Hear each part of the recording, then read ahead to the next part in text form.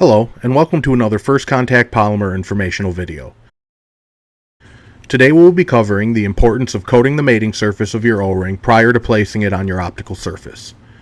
In our demonstration, one O-ring will be coated with polymer and one will remain uncoated. Apply 2 layers of polymer with roughly 1 minute in between to dry. We recommend 2 layers to give the best thickness and adhesion against the surface to stop polymer flow.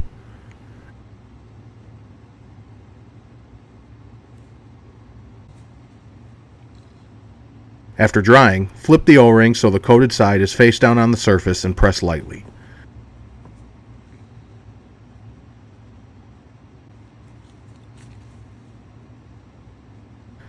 You can see the coated O-ring adheres to the surface while the uncoated O-ring easily moves.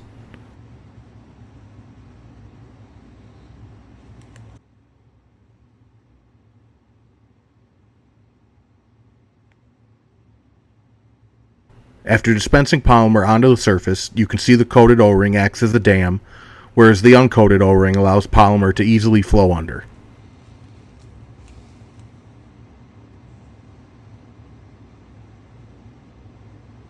The coated O-ring removes cleanly and easily, while the uncoated O-ring does not.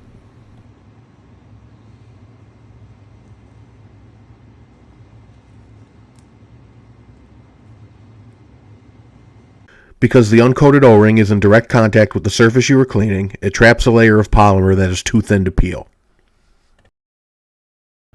Check out our YouTube channel for more helpful how-to videos.